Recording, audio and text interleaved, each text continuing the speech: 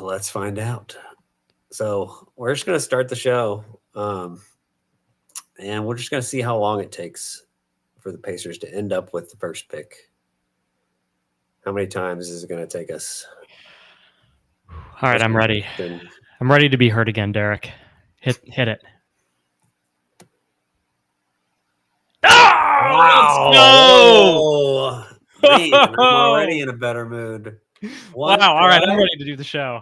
Oh man, let's go! Great job, Derek. Pacers are winning the lottery this year. Okay, I mean, I will gladly take this W, but look at how ridiculous number 3 is. We're not ignore. I don't see that. I don't see it. It's not real. Oh my god. Oh god, that would be so bad for the league. Everyone's so toast if OKC jumps into the top 4. All right, like I didn't think that was going to happen on one try. That's it's the a sign. This you know what else was only... a sign? You know what else was a sign, Derek? What else? I want everyone to know at halftime of tonight's game, in which the Pacers, lost by double digits again for however many times in a row, for the worst losing streak in franchise history, I texted Derek this at halftime. We could get a 20-point Ben half and everything turns around. I'm trying to embrace positivity. I sent that message, Derek. Verify. I sent that message. You did. It is correct.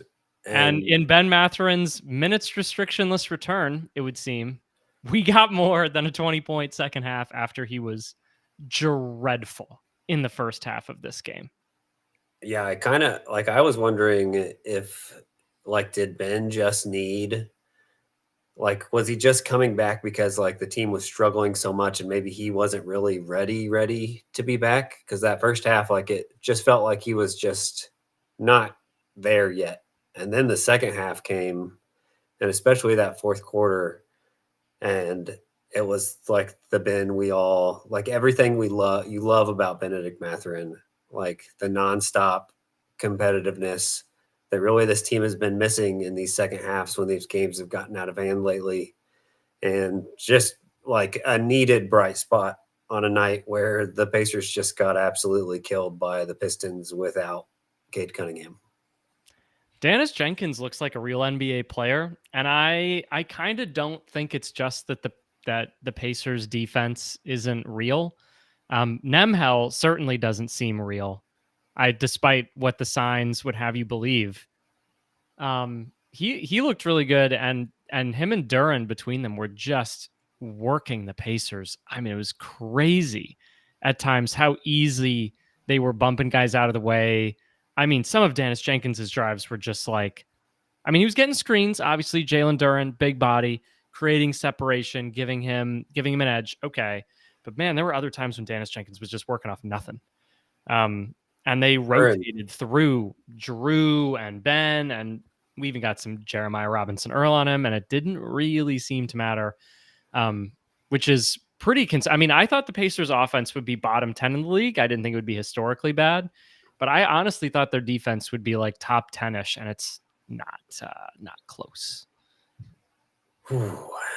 It's rough. It's rough. The Jalen Duren was so impressive. I haven't watched much Pistons this year, and just he is just a completely another level from where he's been so far in his NBA career. I joked that I just put a gif of Charmander evolving into Charmeleon, and that was Duren over the summer. Clearly has evolved his game, and then he dunked over Mathurin in that first half, and it was okay, I should have put Charizard, because just the Pacers had no answers for Mathurin or for Duren that entire game. That didn't matter what center was out there. It didn't matter what kind of coverages they were doing. To see Duren just bring the ball up the court and then just back in and get a little mid-range shot whenever he wanted to, was they couldn't do anything to stop it. It was very impressive performance by some of these Pistons, especially without their best player. And yeah, besides Ben Mathurin and for some stretches Pascal, it was just a real ugly performance once again from the Pacers. I mean, this is the what time? Minnesota without Anthony Edwards, Dallas without Anthony Davis, Hawks without Trae Young. Like tonight was the Pistons without two or three of their starting five. I mean, this is like, boy, the Pacers are even getting. Obviously, the Pacers have had dreadful injury luck themselves, but they're even getting like legitimate luck in some of their opponent quality. I thought this was. I mean, I tells you, I'm trying to hold on to positivity, but apparently it's just naivete because this was just.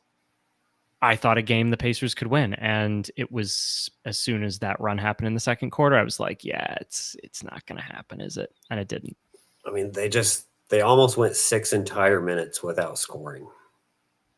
Like, Wow. and that's happened in the past, but like it's just that stretch just epitomizes everything that's wrong with the Pacers right now. Like they just can't sustain high level play for an entire game. And they just have these stretches where just everything goes wrong and they can't recover from it. And yeah, like you said, like they've had a lot of injury, like a lot of injury bad luck on their side, but a lot of teams that they've played have been missing guys too. So like it's just there's not a lot of positivity to take. So, but yeah, we started off the show. If you're just joining us, by just we're going to take a spin in Tankathon until we got to the number one pick, and it only took one try. So, and that's the only one that I've done all season because I really just did not want to be on that website. Derek, I've been on the website. You were much more against even using the word tank until January, and then you up that at our last show to Thanksgiving, and up to Thanksgiving, and then I didn't make it when Aaron Nesmith went down against the Suns. I texted multiple people they should tank now. To which at least one person replied to me and said, "I don't know how that would be different. They're 1-10." And that was a good reply, because losing games is losing games. But thankfully, Aaron Nesmith, just a sprain. I don't know if it's an ACL sprain or an MCL sprain. I assume it's one of the two. Thankfully, dodged a bullet. I was in a very dark place after that Phoenix game. But if I'm going to be honest, though, Derek, I had been on Tankathon even before the Phoenix game. The writing's kind of. I feel like the writing is like. Usually people will say, I don't know, the nerdy stats people I follow will be like, give it 20 games. The writing I think is about on the wall. Like the best record they could possibly have at 20 games is 7-13. So it's not happening. Yeah, even the best record. Yeah, you might as well. Just, it's not happening. Take those spins if it brings you any joy in life. I don't feel like I want to take anymore. Yeah, as like a nerdy person in the Pacers world, it's an 86% chance of losing. Yikes. Yeah. Yeah. That's what it is. It's an 86% chance of losing. But not tonight, Derek. Not tonight. I have a feeling we may get a few more spins in before the season's over, you and I. But listen, we're starting off hot as far as I'm concerned. Probably can't get better than. I will say, like this draft class, I don't pay a ton of attention to college basketball, but everything I hear about this draft class is that there are at least 3 guys at the top that you should be very, very excited about, and then a few more even after that are very, very good players that could have been like near the top of multiple classes. So there is a 14% chance of them getting the first pick, but there's a 52% chance of them being in the top 4. And if they're literally the worst team in the league, the worst possible pick they could get is the best pick the Pacers have had in my lifetime since the 1980s. So it could be like the lottery odds, like they're probably not going to go in the Pacers' favor. That's just the way it is. But like the worst possible thing they could get should still be a very high quality pick to try to upgrade some spot on this team. Boy, I was like, my pessimistic version of the season was like 35-ish wins. Yeah, I said 38 at the beginning of the year. I Yeah, just totally somehow totally overestimating the team. I mean, I wrote an article for you last year about Tyrese Halliburton and the swing of his sort of like good and bad games being more dramatic than other stars' swings, and the Pacers' record sort of moving with his performance. When he went down in Game 7, I posted on Twitter, I think this is the end of this group as a core. It was. Miles Turner is gone. And now, yeah, we're watching like AJ DeBanza rainbow face. Like that's what we are doing 5 months later. Yeah, or I'm watching clips of a person I didn't know existed that plays for Ole Miss and looks like Tyrese He Halliburton. does look like And Tyrese Halliburton, though. Like he and does. he plays like offensively, like there I can see the similarities. And like I said this on Setting the Pace yesterday. Like I had no idea who this guy was, but he's also like not even draft eligible for some I heard you reason. say that. I don't even know what that means. This is not, I I don't don't know these really rules. either. Like I tried to like look it up. I think he like entered the draft in the past and he's like an international player that's like played professional ball like in France. And like there's something like he's already 22 years old. So there's something with all of that that makes it so like I need to look more into it but I think that he like it's wild that like this guy who's very good and playing very well in college basketball, but he's not like actually a draft prospect. So I'm very confused, and it'll be interesting to see what all happens with that at the end of the year for that guy. Do we have the Um, 31st pick in the draft? I I guess. don't think the Pacers have their second round pick this year. Yeah. I Hmm. think I saw that where they do not have, and that's usually their sweet spot. That end of first, early second, they seem to do pretty well picking guys in that area. That's So just a that's testament to how bad their drafting has been. It's like we're like Andrew Nemhard, that guy. We've got hey, one. hey, Ben's giving the lottery picks some hope. Benedict Mathurin is giving the lottery picks some hope. The lottery We don't. picks, plural. The other lottery pick has hope. We have hope. Well, I'm just saying Benedict Mathurin is giving the picks hope. Jarris, I I have talked a hope lot for about Ben, Jarris but in the last one. I'm trying to be patient with Jarris. I don't want to talk down on him too much. I'm sure we'll get to him here a little later. You joked you were like checking out the Sixers rights to Ricky Sanchez pod, like their first pod, and they were talking about like how long is it going to take the Sixers during the process era? How long is it going to take them to reach what was it, 5 5 wins. wins? 5 wins. So I'll pull up the schedule here and we'll see what you think for this one. Charlotte at Because home is the I am next game. struggling. I Yeah. am struggling to see the wins. So we got Charlotte at This is home. just insane. Also, to Yeah, actually like I'm look just at all the losses I'm is God. just At least pain. the Detroit one just has live, so we don't have to look at 13 of them yet. That's true. I'm not gonna refresh that, so we Yeah, just don't have don't. to see It that for one. all we know, that game could still be going on. Yeah. All right, So so yes, Charlotte. Charlotte's a chance. Like that's a chance, right? It is. Tickets as low as $11. I mean, you might get to see the Pacers' second win of the season, and you could like take your whole family. Yep. They might be even cheaper on depending on where this links to.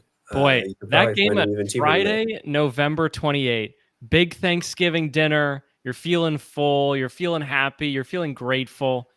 And then we have what looks like one of the biggest games of the season the next day. The Washington The Wizards at Washington home. Wizards. Both teams combined, I don't think will have 5 wins when they play each other. No, yeah, I don't see it. But Uh, that's another chance for a win. and it's the thing, like as the chat has just told us, like they did lose to the Brooklyn Nets, which is the Nets have 2 wins now. So half of the Nets wins are Yeah, the against the Nets beat the Pacers. Wizards and the Pacers, so they're punching down. Listen, they're going to get one of those two against the Bulls. The Bulls also, by the way, on a losing streak. So let's say, do they get the 5th win by this New Orleans game?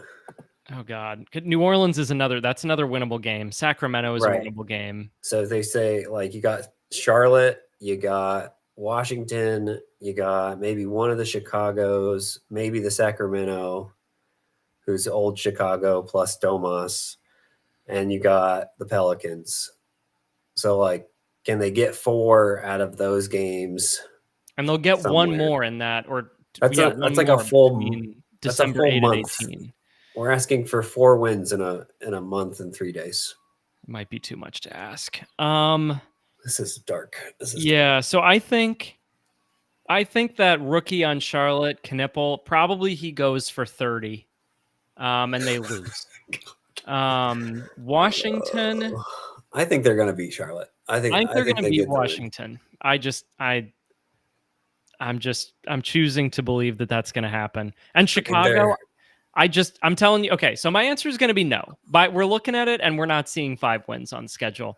Chicago is I don't trust that franchise at all. They're going to get one of them in Chicago. They're going to beat Washington, and I think they'll get Sacramento. So I'm calling 3 more wins, but not 4. I think they get to 5. I don't even know if it's going to be the exact games we said, but I think as Ben Matherin kind of gets more of his rhythm, if he keeps this momentum going, if Jarris somehow has a couple, just gets his confidence back or whatever's going on with him, gives just a positive game, a I positive like that you game. said somehow, because that's kind of the right It's, word to describe what needs to happen with Jarris Walker. oh, there's been some positive sign. His defense the last couple games has been much better, but now I feel like he's so scared to even shoot the ball. Yeah, I mean, he's super scared to shoot the ball. He's catching it wide open for 3 and then just not even. I mean, Like he, he's always been slow to get the shots up, but this isn't even slow.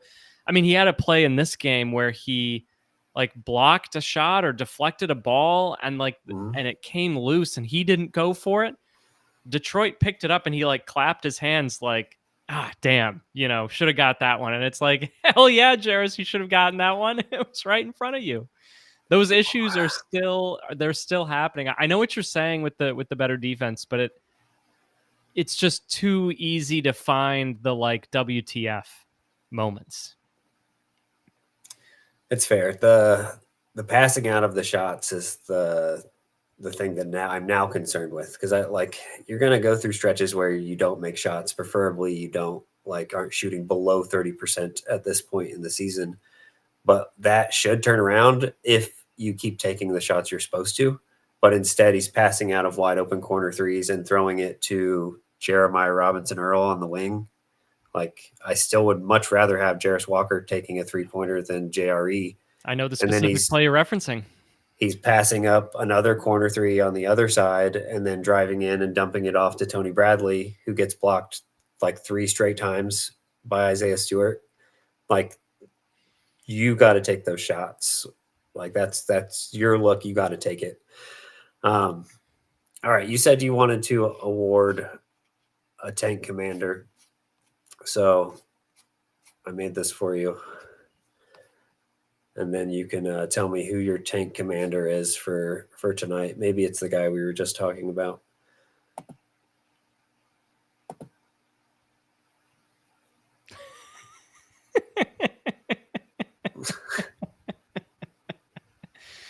Kyle Told me that Malcolm Brogdon was the tank commander It's my for opinion, yeah. that last era of that team.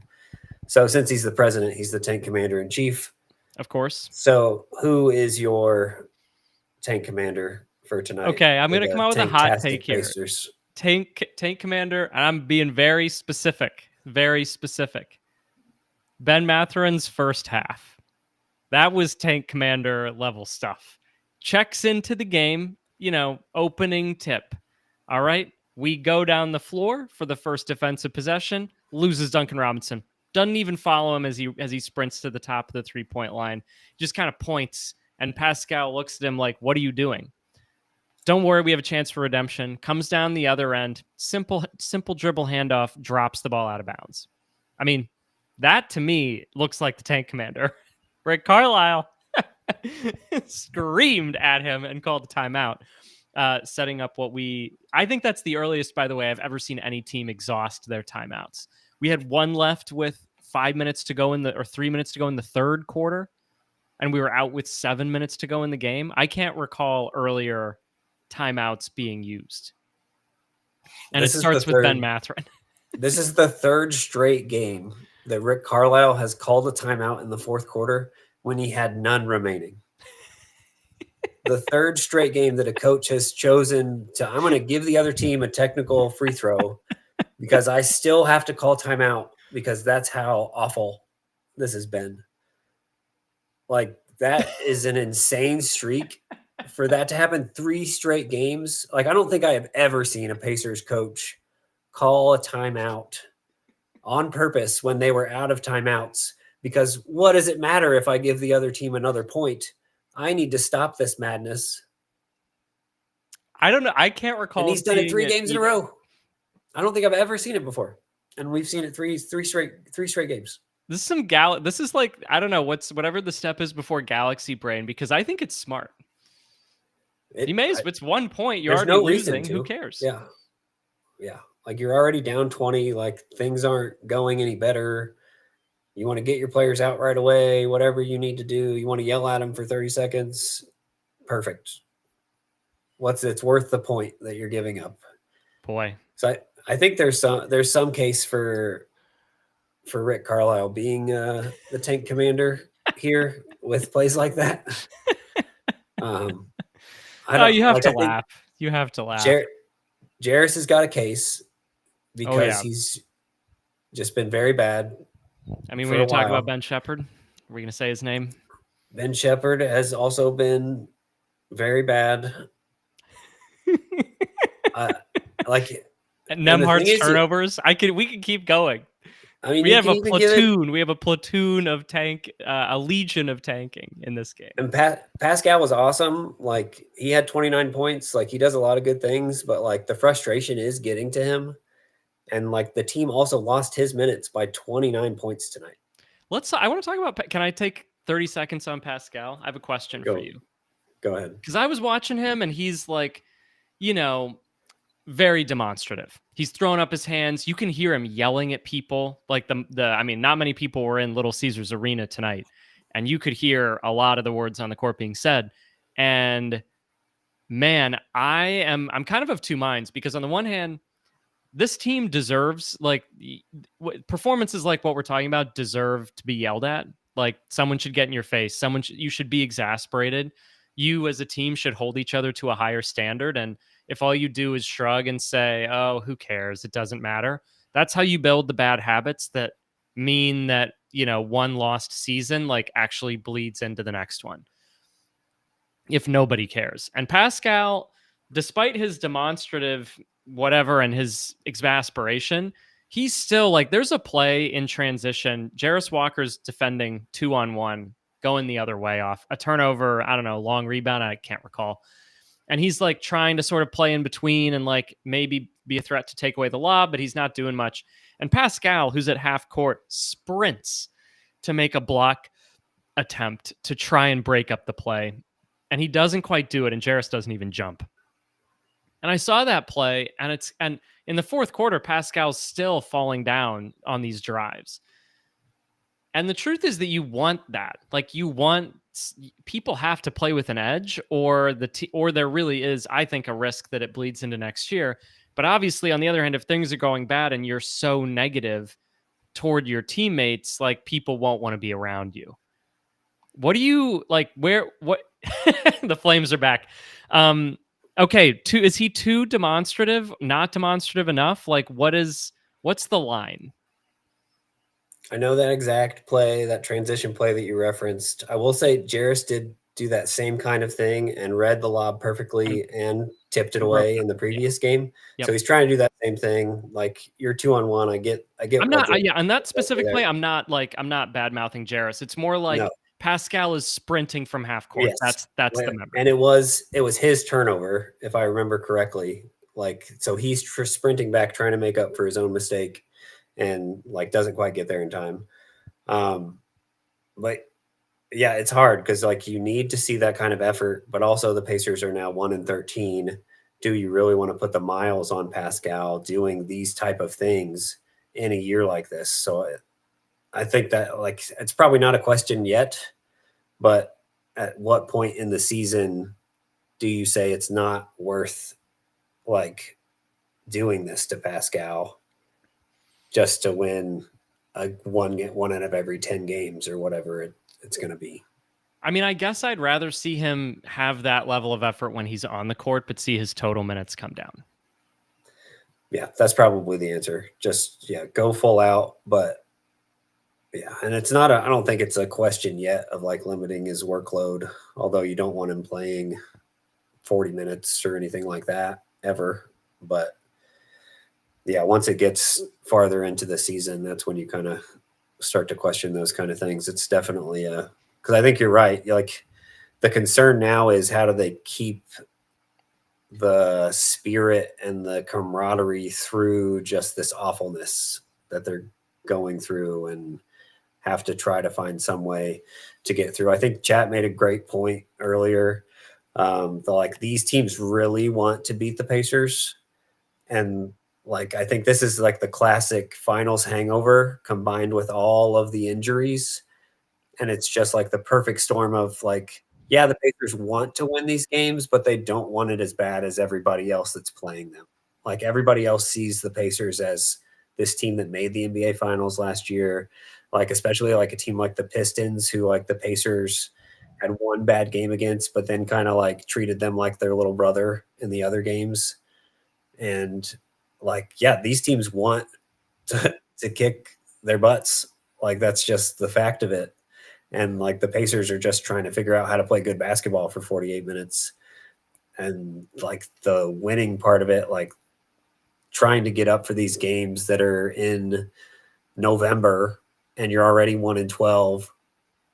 And like I can see why it's like I know they want to win, but I can see why it's harder to want it as bad as these other teams do. Does that make sense? What I'm trying to say makes sense to you? Yeah. I mean, on the broadcast, they said entering the fourth quarter, like Ben Matherin was like yelling at the team and very demonstrative, trying to get everybody going. And then whatever he said in the huddle, he like vindicated himself with his play on the court to start the quarter. That's the He was incredible. We closest. didn't talk about him enough. Yeah, that's the closest we got to like like what I want to see if the season's going to go badly. Now, listen, that's just like Ben get a bucket. I mean, he's not they're throwing him the ball and he's just like, let me score. What can I do to score? He's not even I mean, he there was like one good pass maybe he made in that sequence, but he's splitting the defense. He's like picking his spot and pulling up. I mean, it's not the kind of basketball, in other words, that he's like necessarily gotten to play with Tyrese in the past, but at least he's showing that with like when there's a lot of attention on him and the other team is focusing on him, he can still score, which is, I mean, that's something that we could hope to take to next season. His second half was incredible. It was incredible. I mean, I was just laughing at like in the fourth quarter, he's just absolutely on fire to start that quarter. And like I said, I like that if I like that he's being loud in the huddle. I like that he's coming out in the quarter and backing it up and like putting the game basically within reach. Like obviously you're not likely to win down 9, with 8 minutes to go or whatever, but I mean, come on, it's the Pacers. Like they could win that game.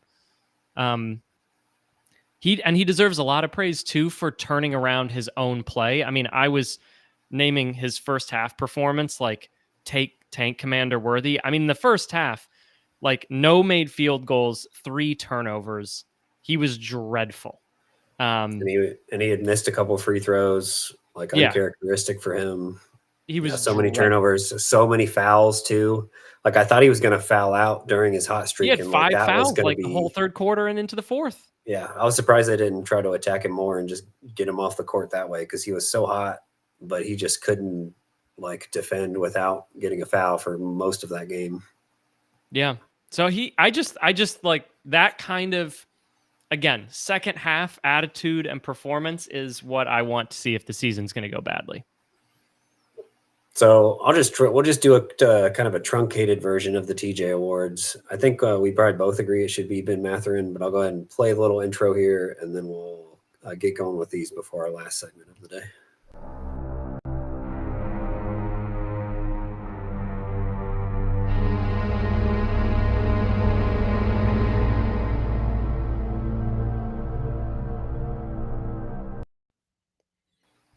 I just hope people enjoy TJ Leaf just wiggling his head, like, and not being in sync with everyone else on there. But yes, here's our dark TJ Awards.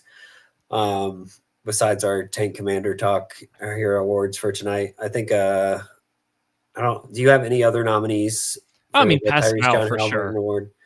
Yeah, and he did lead the team in scoring. Ben was just so awesome. Just seeing the fiery competitiveness was just, it was needed. Like, it was so, I was like, what in the world are we even going to talk about tonight? Because there was just like, it was hard to even keep watching in the second half until Ben got going. Yeah. And just, he was awesome. It was awesome to see him just like yelling at guys at courtside, whatever they had said. Every time that happens, it's awesome. And he was just. But Derek, the Pacers are front runners. They only talk when they're down, Derek. Don't you know that? They only talk when they're down. Yeah. Only when they're down. Oh my gosh. 1-13, or I guess at the moment 1-12, down double digits on the road against the Pistons, like backups and G leaguers, and Ben Mathurin talking all the shit he wants because that's what he does all the time. Impressive front running to be talking all of that stuff while down 20 to 25, to slowly getting it to single digits a couple times. 8-dimensional chess, Derek. He's front running because he knows the Pacers are winning the lottery, and so they'll be back in front in a year. So he's just getting it in. He's getting it in now. The one thing I just needed some. I wish Jaden Ivey was healthy, because Ben just loves going at Jaden Ivey, and it's one of my favorite things about him. So get well soon, Jaden Ivey, because I need to see that matchup more in my life. The real thing I want to see more in my life is the Ben Mathurin flips the Jaden Ivey switch against random player. I want that to come out of this season. Pretend everyone is Jaden Ivey, please and thank you. Yes, absolutely. All right, do you want to nominate somebody else for a different award? You got anything, or are we going to go straight into the draft today? We're going to go straight into the draft. All right. If this is your first time here, like we normally do other TJ Awards, but we went kind of long with our tank talk today. The TJ Awards, the idea is that the Pacers have had every TJ on their team. So we have TJ McConnell Awards, TJ Warren Awards, and then we found secret TJs like Tyrese is Tyrese John Halliburton. We got Talon Joseph Peter, and we got some different ones. So next time we'll probably have some more TJ Awards, but we're going to jump into a draft. Our draft is on our least favorite Pacers, because we are in Pacers hell. So we're going to draft our 5 least favorite Pacers apiece. How do you want to do this? Do you want to do just a straight, like, back and forth? Like, do you want to, somebody takes the first one and then and we go 2 and 2 and 2? I feel like we could probably just go back and forth. Back and forth. I think that's more fun with this.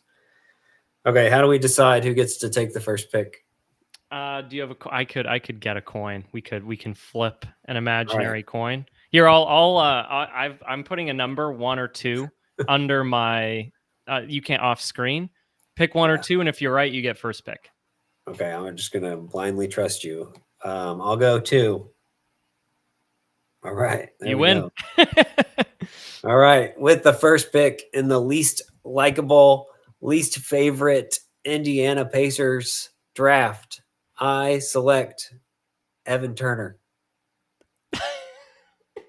Evan Turner, easiest choice I think I've ever made in my life. Evan Turner is by far my least favorite Pacer of all time. They traded Danny Granger for the guy, and he wasn't even playable in the playoffs. He got into fights with Lance Stevenson in practice. Just was part of the ruining of the chemistry for that wonderful, wonderful team that had those battles with the Heat in the playoffs. I don't think there's a better choice at number 1 than Evan Turner. No, I think that's a great choice. I know that I'm losing this draft because I have more or less like 10ish years of serious Pacers fandom, and we'll get, there, I won't say more I'm about not why that going might be, but I'm not going too far beyond that, to be honest. um all right, I'll take with the second pick. Prelude to the future. Kyle is cheating in this draft. I am drafting Turbonus with the second Oh my god. draft. This Oh, Turbonus. Man, I used to tweet Turbonus. the name Turbonus so Two much players during who that I time. independently like, but sometimes two positives make a negative, and I hated Turbonus. Um, it was bad in every way. It spawned all sorts of bad stuff. We have Miles Turner going on like Woj's pod and like asking for a trade. Um, it was Was terrible. that what inspired that though? Turbonus was over when he did that. Was it really? Was he just Yeah, that being? was Was he just no, being? that was the year that like everybody thought he was getting traded to the Lakers. Oh, for Deon. Oh, and this is also around the DeAndre Ayton thing, And isn't then it? they ended up extending him in that season. Nevertheless, it was horrible. Every instance of Turbonus was bad. Every coach who thought it would work was wrong. We all knew they were wrong. It's good that it's over. I never want it back. See, now I have a contrarian take on Turbonus is that I don't think they were ever the problem with that team. I mean, I certainly think, I named Malcolm Brogdon tank commander in chief earlier today. I mean, I hadn't watched the Bucks play. I knew he was like 50, 40, 90 and the Bucks were a great team. And the truth is that he never touched that level. That implies 50, 40, 90 sounds like that implies like a certain level of player. And I think personally, there was just no verve, no spunk. There It's was a no edge perfect to way to that say it. team that he So this gave. is, and I think he's the key to that. But here's my rant on Malcolm Brogdon. He was traded by the Bucks. The Bucks won an NBA title. He was traded by the Pacers. They were one game away from winning an NBA title. He was traded by the Celtics. They won the title the next year. So Portland, they're the last team to trade him. Watch out. A couple years from now, I'm just saying. Like I don't I like mean, yeah, the yeah. Malcolm Brogdon, amazing person off the court. I just don't think he really cares that much about basketball. Yeah, I mean, he was just so, there's like a sort of like ice coldness to some players who are not very emotive or demonstrative on the court.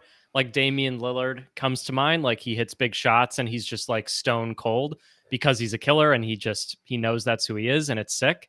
And Malcolm Brogdon is lifeless on the court because there's no soul there. Um, the beating heart does not beat for basketball, and you can just tell. And that's okay. But I'm happy he's not on the team either. Yeah, like I think he saw basketball as an amazing way to make a lot of money and to do a lot of good in the world. So credit to Malcolm Brogdon for taking advantage of that. There's nothing wrong with like not being in love with the game of basketball, but I wouldn't want you on my basketball team personally. And I think a lot of teams ended up feeling that way as they got with Malcolm Brogdon. Okay, with my number 2 pick, I got a video because I it's was how waiting. I I was waiting. So in the previous episode, we tried to come up with penances to get the Pacers out of this Pacers hell. I will admit that I did not do this until today, so I was kind of blaming myself for the Aaron Nesmith injury a little bit. But then I did this, and then today's game happened, so this wasn't going to be enough to get the Pacers out of hell anyway. But I am drafting with my second pick, Brad Wanamaker, who I think might be like just one of the worst players I've seen play for the Pacers.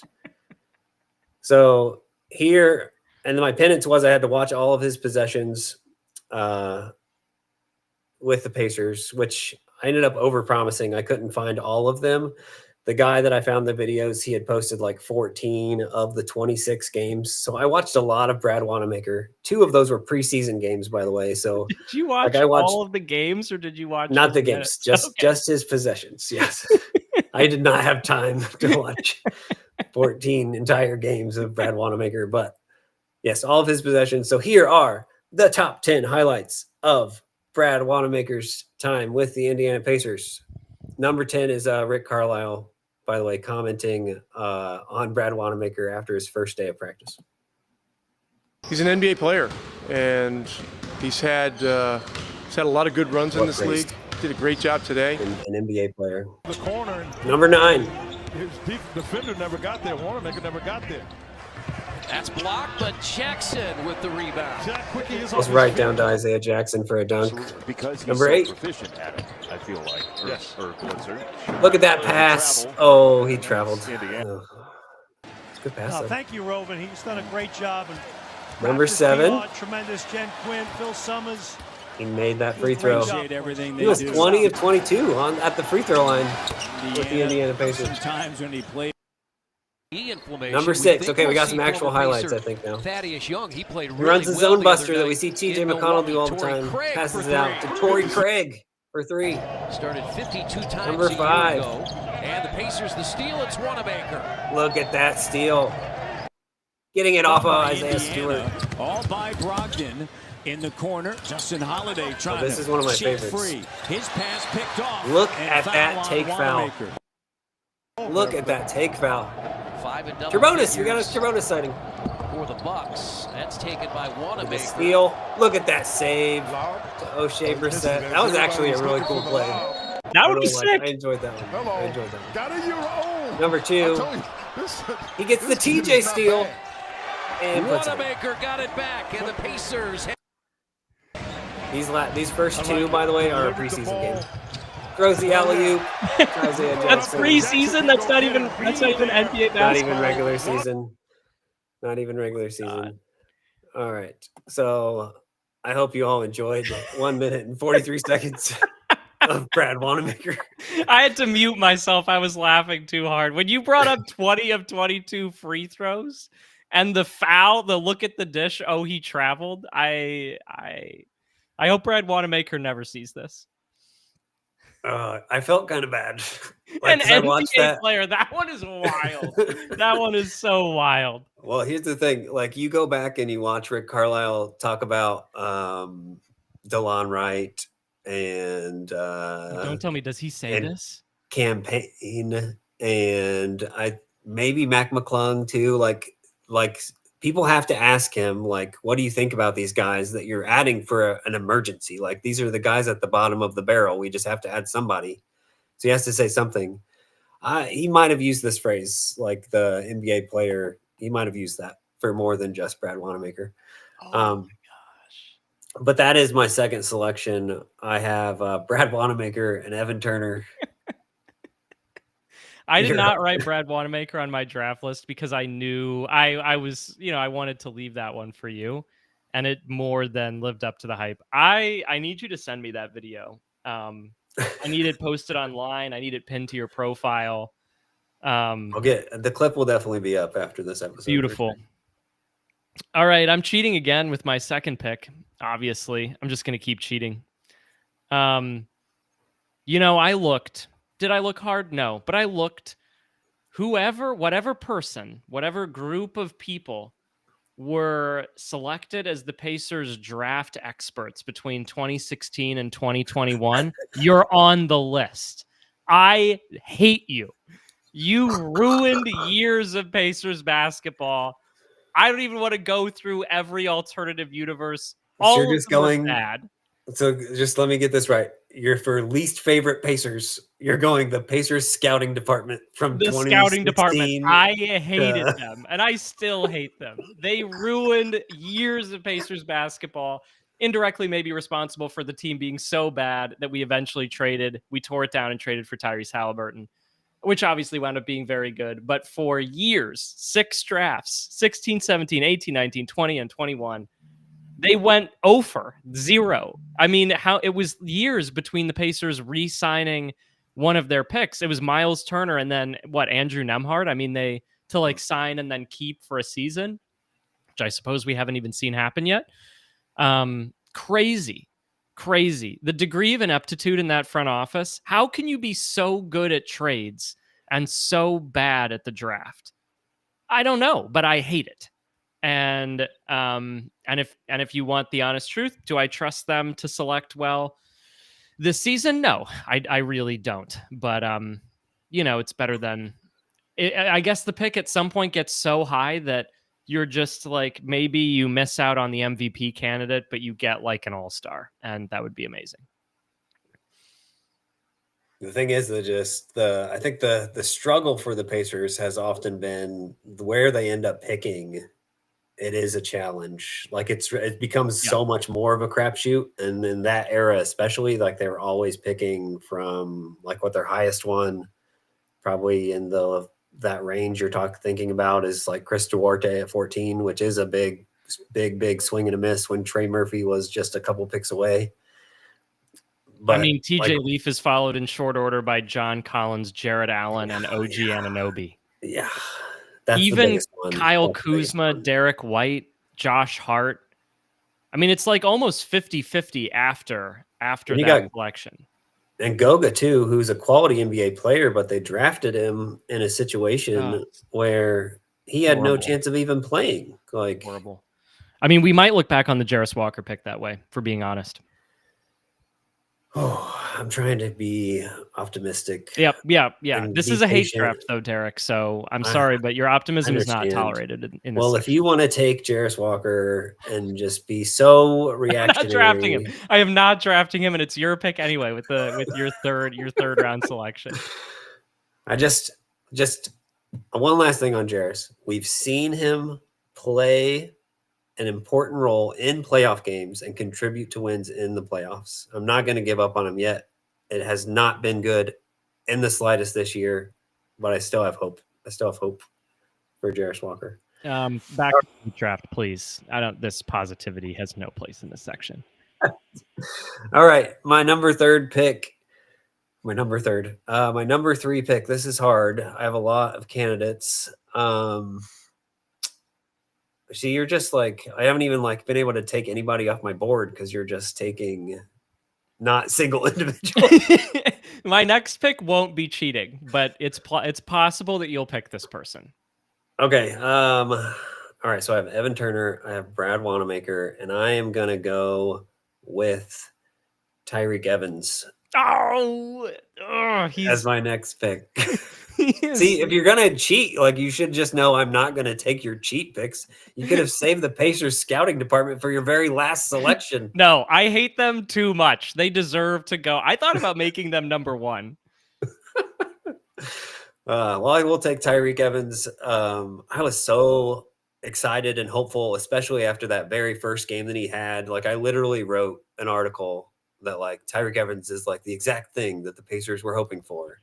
And then I ended up posting at the end of that year the Pacers' favorite play of the season, and it was just Tyreke Evans missing layups and Domas getting the rebound and scoring. And that was literally like 2.5 minutes of just that. There was that much in that one season of Tyreke Evans missing layups and Domas cleaning them up for me to fill an entire maximum length Twitter video that I was allowed to post. So that is my third selection is Tyreke Evans. He was pretty high on my list too. All right, I'm gonna make a real pick, and this one, fans who are older than me will definitely not like this selection. But I'm not going to apologize for it because it's fitting that we're talking about this on a night when they played the Pistons. Ron Artest ruined my childhood. He took it from me. I was a new Pacers fan. I was a single digit age. I was 8, 9, 10 years old. I was just getting into basketball, and I watched the entire team get taken away from me.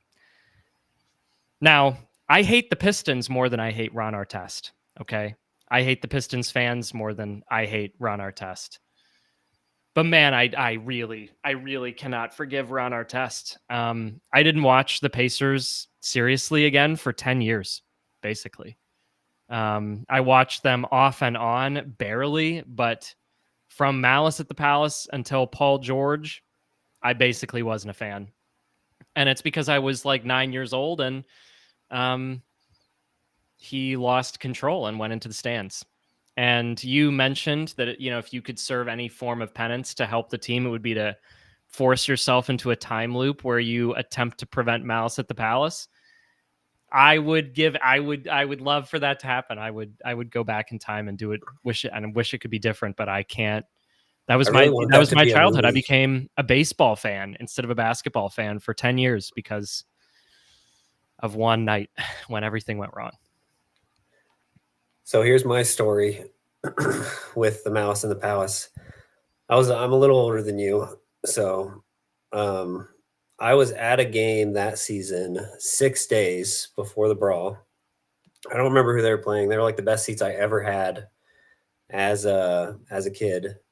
My friends, it was like my friend's mom's work got these amazing sweet tickets that came with like courtside that were like maybe third row courtside seats. So we could go all the way down. Like we got, and for some reason, Ryan Leaf of all people was there. And like, I didn't care about like getting his autograph, but like one of my friends like went over and had him sign something, who knows why, but he was there for some reason. But before the game, like we actually got Ron Artest's autograph. So I have a shoe because I just took my shoe off and like just had him sign my shoe off my foot. And 6 days later, I'm up at, still 3 a.m. watching ESPN News and seeing every single angle of every single thing that happened. And then the next night, which is ironically like one of my favorite Pacers memories, even though this whole season was destroyed, was that Pacers game against the Magic where they only had 6 players and they like almost won that game with Eddie Gill playing 48 minutes, Fred Jones playing all 48 minutes. And they almost beat the Magic with Grant Hill. It was like 86-83. Fred Jones had like a 35-footer at the buzzer to tie it that he just missed. Like that game sticks in my mind just as much as the brawl does somehow. But yeah, not allowing Reggie to have that last chance at a championship, and it felt like it was such a good one. Like they were kicking the Pistons just out of the gym that night. It's really hard. Like that was one of the things I kept going back to at the finals this year is like, that's one of those moments that like becomes way less painful if they were able to finish it and win at the end. And like, you'd still feel it for Reggie, but like Reggie was there at all these finals games. I know. And like, you could like see his joy with it too. Like and then instead of it like erasing any of these memories, it just gave us like the worst possible one. Arguably, it did erase it though. It replaced rather than erased, but it sort of erased. Well, I think it just compounded it all. It gave a whole new generation a bunch of trauma for basketball fans. All right, I don't even know who's. So you just drafted Ron Artest, so I'm supposed to pick somebody. My third pick. So I keep going on very long tangents every time you make a selection. Okay, I have a lot of guys in like this range. Yeah, we've knocked out a lot of my top choices are gone. We're at this point into like all medium picks for me. So I'm not gonna take him because I feel like it's part of our scouting department. But like Larry Bird has a lot to do with a lot of these guys on my list of just like the lack of depth that was on those like 2013-14 Pacers teams. I love this take. I love drafting Indiana's most famous basketball player ever in the hate draft. I'm not gonna draft him because I feel like he's kind of already been taken with your scouting department selection. So I'm just gonna take one of. Well, I mean, I'm gonna just my whole list is gonna be Larry Bird transactions. So the person I'm gonna take is DJ Augustine.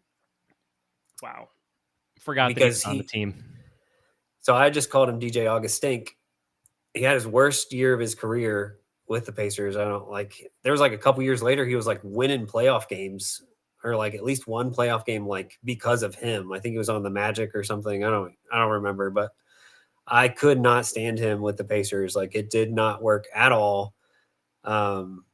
He was supposed to be like the backup point guard. He was so bad at one point in the year that they put in this guy back here behind LeBron, Ben Hansbrough. DJ Augustine was so bad that the Pacers tried to play Ben Hansbrough at backup point guard. And he's not an NBA player, never was. But that's how Even bad. Rick Carlisle wouldn't say so. Even Rick Carlisle would not give him the Brad Wanamaker title of he's an NBA player. So yeah, DJ Augustine, he was just very, very, very bad. And yeah, he's going to get selected on my least favorite Pacers. I should have just taken Larry probably. Yeah, this is we've reached a tough point in the draft for me. I think I'll go very recent. Doug McDermott is going to get a pick. He's on my list. And specifically for his most recent stint. Okay. Like there's like maybe some other players on my list. There was a successful stint and an unsuccessful stint. And I hated Doug McDermott last year. It was directly taking Jarris's minutes. Now, would those have gone better? The evidence of this year suggests no. Okay, fine. But man, I couldn't deal with it. He would come onto the court and I just groaned. I hated that there was like some, we replaced Buddy Hield with Doug McDermott. It's kind of the same thing. And it's like, no, it is not. No, it is not the same thing. I hated everything about that. I hated that he was getting minutes over young guys. He wasn't making shots anyway. Yeah, I loved his game when he played with Sabonis because like if we were doing like a Pacers love draft in some alternate universe, I've said this. I think I've said this to you before, maybe. Sabonis Oladipo 2-man game is like beautiful basketball. It's one of my favorite things. The Pacers, one of my favorite things to watch when the Pacers play. McDermott had that chemistry with him too. But last year, there's no one to have chemistry with. He's just like sucking life out of my, sucking the joy out of my experience. Yeah. Sorry to Doug McDermott, but most recent stint with the Pacers makes my fourth selection. So I did enjoy the occasional dunk that he would do in his first stint. The chemistry. I agree. Good call. Good call. He had very good dunks. Chemistry very good dunks that he had. Very good is probably strong. But he had some fun dunks. Okay, for movement shooter slasher, that's not an additional that's not an additional skill that player type often has. I'm grading on that curve. Yes, there was a lot of jokingly Doug McDunk contest tweets back in that era. You didn't even mention the thing that I hate about him the most though. Is like I always felt like even when he was on the Pacers and was like somewhat helpful on offense, like I thought he gave literally all of it back and more on the defensive end. And the worst thing about his defense is the fouling, and it was always an and one. If a guy was shooting and he was near him, it was a foul, and it was a weak foul, and it was going in the basket, and the guy was shooting a free throw. And the thing that Ben Shepherd is doing lately is those exact kind of fouls, and it's driving me crazy. So Ben Shepherd's got a little bit of that Doug McDermott foul thing in him. And yes, it pains me. And that's my least favorite thing about Doug McDermott. Okay. Are we on number 5? Is this our last pick? The final pick in the draft for each of us. All right. Last pick in the draft, number 5. So we'll go through our teams here. I drafted Evan Turner. I already forgot. This is bad. Evan Turner, Brad Wanamaker. Yeah. Brad Wanamaker and Tyreek Evans. And then I took DJ Augustink. And I'm torn between two guys right now. I think you should just talk it out because there's like no chance I'm taking your last pick. I think my last pick is probably safe. Between two guys who I just never was a fan of. and Josh McRoberts. And I think I'm just going to go with my heart and say Josh McRoberts. And I'm just going to take him for one sole reason, a reason that I bring up all the time. Josh McRoberts ruined the perfect third quarter against the Nuggets, where they had not missed a single shot from the field. And he needed to take that three-pointer. I don't like the take that Josh McRoberts shouldn't have shot the ball. He was wide open. You have to shoot that ball. You can't just hold it until the buzzer sounds right at the three-point line. That would be super lame. You have to take the three, but he missed it. And he ruined that quarter forever. That was like the highlight of the Jim O'Brien era, and it was only like a couple weeks later that he ended up getting fired. And Frank Vogel replaced him. It doesn't seem like it's that same year, but it was the rookie Paul George year that happened. Honestly, I should have just taken Jim O'Brien. I was just focused on players, but then you took the scouting department, and that threw me off. But Josh McRoberts, he's my fifth selection, and that rounds out my team. I did not like Josh McRoberts either, so I support that pick. I support that pick wholeheartedly. I'd like to give an honorable mention before I make my pick. I just can't get through a hate draft without talking about Herb Simon's My Little Team. I can't miss an opportunity to bring this up. It's one of my least favorite comments. It was a comment made in the middle of a terrible season from an owner who had historically treated the team like his little team. Not a team with big goals, not a team with championship aspirations. And he says that, and it confirms absolutely everything that I think about him. It seems like in the last year, things have started to move in a new direction. Nate Bjorkgren. Okay. All right. Moonfish. Listen, I could share my screen. Nate Bjorkgren is number 3 on my draft board. I decided not. I mean, how much do you want me to cheat here? Because Bjorkgren is number 3 on my draft board after, or right alongside Artest, the draft experts, and Turbonus. I've got Bjorkgren. So if you want me to finish with Nate Bjorkgren, I mean, it's worthy. It's a worthy choice. The man. To their eternal credit, it cannot be. This cannot be given enough praise. He was a horrible coach, and they fired him immediately. That is a huge, huge decision. It is very rare that front offices and owners commit, tens of millions of dollars and years to a guy, which they did, and then immediately turn around and say, "Sorry, you're gone," and they move on. That decision, out of which they get Rick, deserves like tons of praise, like as much praise, in my opinion, as any of the big trades that they've hit on. It was phenomenal. Nate Bjorkgren, not an NBA coach. He not a head coach, that's for sure. Not a head coach. I really, this is like, I'm watching Nate Bjorkgren, I'm like beginning to get more into like really into the weeds of basketball. And I watched him at first and I was like, wow, so innovative, so unique. I've never seen anything quite like this. There must be something I'm missing. The players were saying this too. That was the crazy thing. At the beginning of the year, even the players were like, this guy's a genius. So, yeah, right. And everybody around the Nick Nurse orbit was treated this way, I feel like. And I was trying to like, I was assuming that I was missing something. And then, like Caitlin Cooper's articles start coming out and she's like, this guy sucks. And obviously, like at a certain point, you just realize it, right? With your own eyes, you watch the games and you see it for yourself.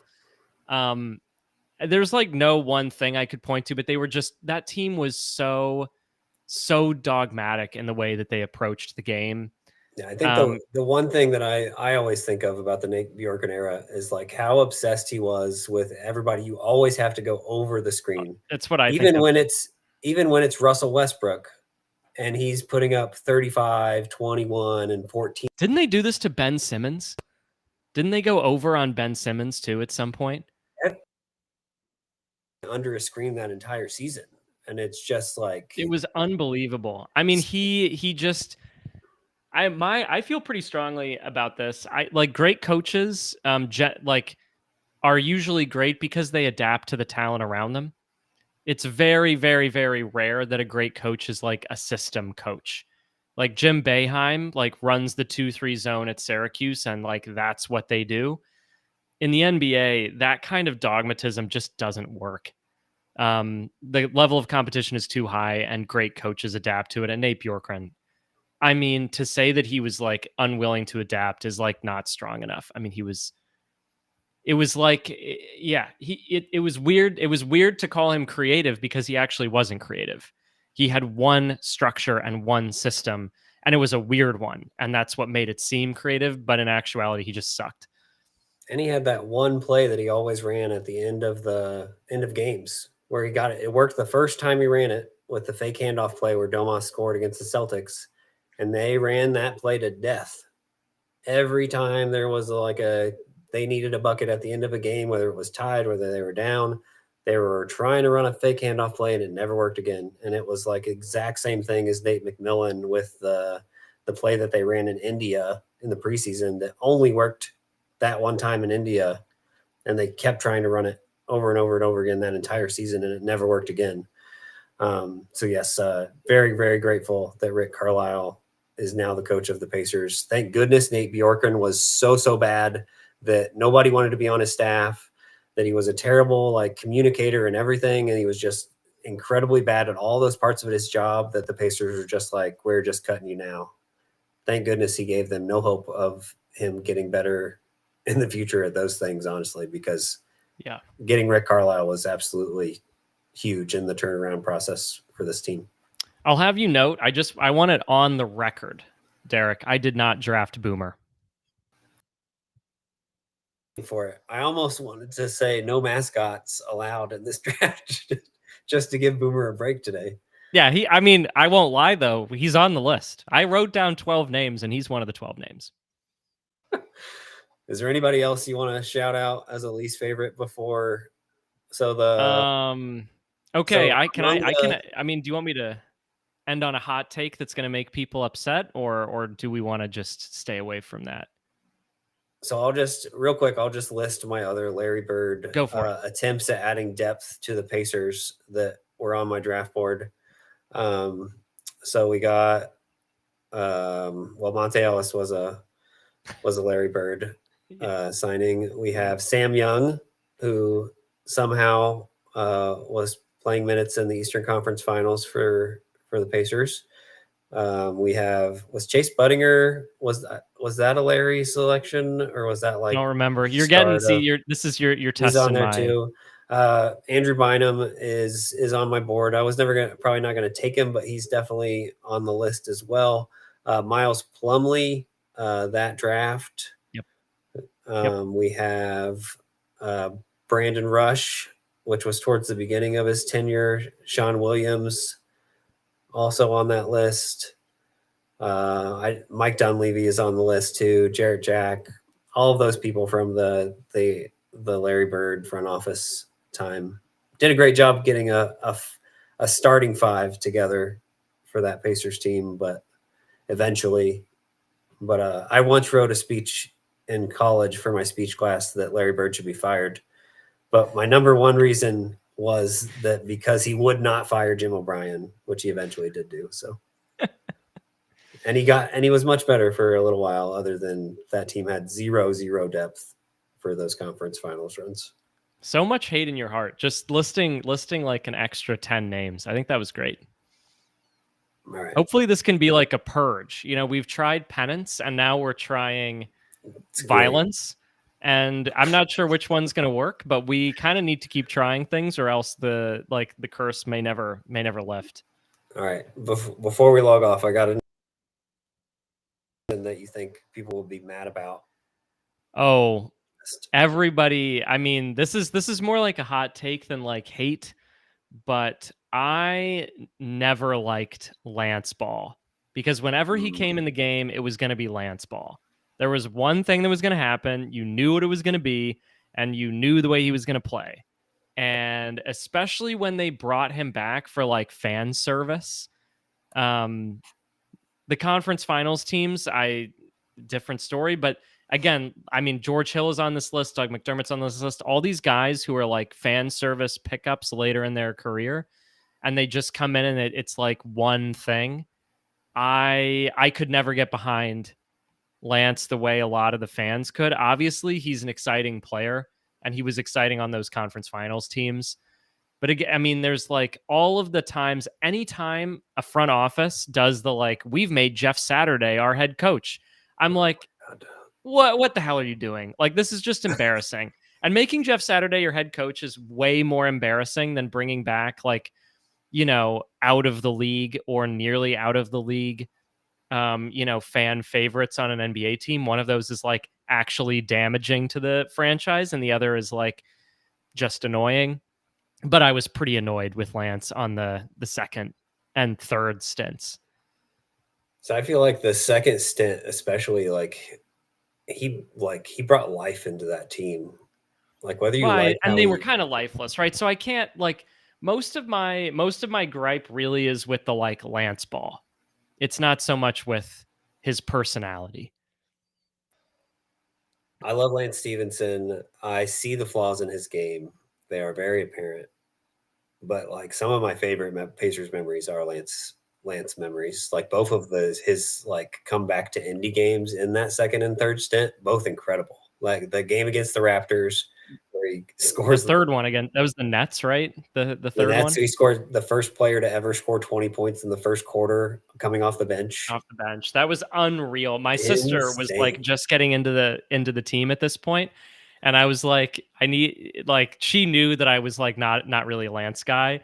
And she was like, this guy's awesome. What are you talking about? And I was like, yeah, this is awesome. I wish you did this all the time.